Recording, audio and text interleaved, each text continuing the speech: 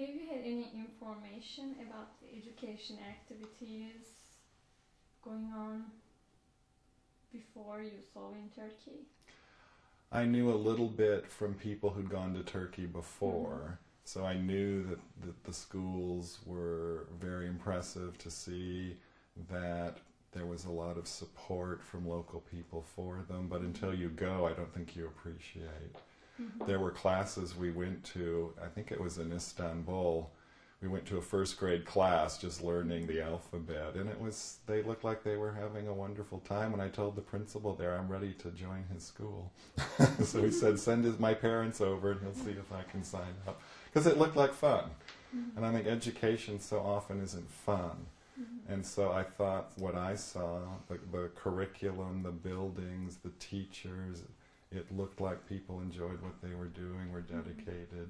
And I certainly think that's a wonderful thing for any culture to have, is an education system that is both fun and providing a good education. So you think... So I liked what I saw. And I think most of us there were very impressed by that.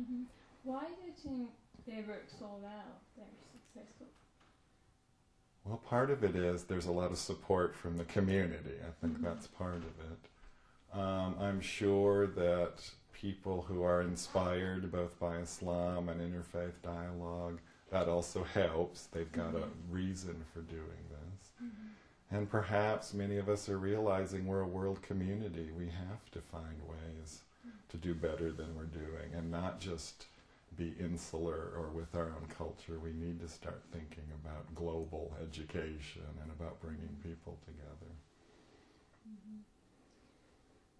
Do you think these education activities initiated and encouraged by Gulen can play an important role in building peace in the world? Sure. I almost it's so obvious I don't know what else to say. Of course. And I think any curriculum that not only teaches students science and math and other skills, but also gets them to recognize their role in a global society is good. And certainly the Gulen schools are doing this, and I think any school that is, this is the future. We've got to start teaching people to be world citizens, not just Turkish citizens, not just American citizens. We are, and I will even quote Aristotle, who once said, I am not a citizen of Athens or of Greece, I am a world citizen.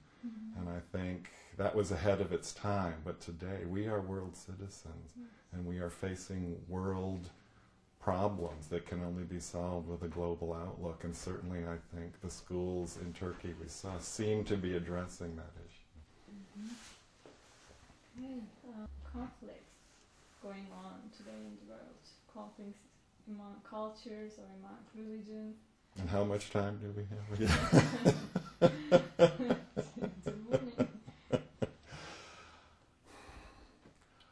Part of it, I think, is provincialism, not seeing beyond your own culture or your own city or your own nation.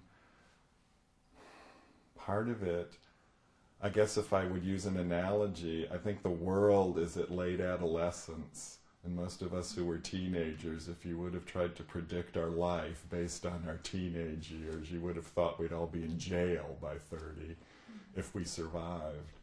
And if the human race is there, we are close to maturing, but we're not yet there. I think we are not yet a mature people. And so we're greedy, we're selfish, we have very low vision, we don't see beyond our own little space. And I think countries are no better than people with this. I think many countries cannot see beyond their own interests, and to realize that their interests might be served if there was a global culture, that we wouldn't be having to spend so much money on military and other things. There's hope in the world religions, but the world religions often can be prejudiced with each other and can cause some of these problems. And I think any effort to bring religious communities together is something that we need to do. And as I've said before, I think without the religions communicating together, I really don't see how we're going to solve environmental issues, security issues, poverty. Great. It didn't really affect my views about Islam, because I understand that people who claim to be doing something in the name of Islam and yet do something like that aren't really Muslims. They may claim to be Muslims, but I'm certainly aware in the Quran and the Hadith that these kind of activities are not what Muslims do. When I talk to my students about this, I point out that Timothy McVeigh, the person who blew up our federal building right here in Oklahoma City, claimed to be a Christian. But where in the Gospels does it say that you are supposed to take others' lives for some political movement or misunderstanding? And I don't see any difference. So my views of Islam didn't change. I think my views about political issues and international relations perhaps change. And I think, how to say it, a good number of Americans recognize that, for instance, what we're doing in the world right now, whether it's Iraq or some of our policies, often cause people to protest against what we're doing. And while I don't condone what happened in 9/11, I understand the feelings behind it. There are feelings in the world that America is the latest bully on the block, so to speak. Have you read about Gulen's press release just after? I'm not that familiar with it, but I'm assuming, well, tell me, exactly he says similar things. Yes, yeah. what you said is just similar. I think in every religion there are obviously saints and holy men and women. There are sinners and hypocrites. And then there's the rest of us in the middle trying to lead our lives as best we can. And I don't think you can judge a religion by a few people who have very radical views about their own faith. I think you judge the religion on its culture that it's built, its poetry, its art, its writings, and you judge it on the character of the people you meet, like we met in Turkey. You don't judge it on the basis of some people that have more of a political agenda, like I think most of the people that flew those planes into the buildings had. And I really think that's what was happening. It was a political statement they were making, not an Islamic statement. What is the importance of dialogue attempts initiated by Gulen in terms of humanity and universal peace? Well, again, I don't think until we learn to talk to each other you can even start a process of solving the problems that face the world community. And so that's always the first stage. One has to talk, and more importantly, one has to listen to other people. And I don't think that's happening a lot in the world. We see people mostly shouting at each other, or killing each other, or going to war with each other. What does this solve? But what does this do but cause more injustice, more hatred, more divisions? What we need is a coming together.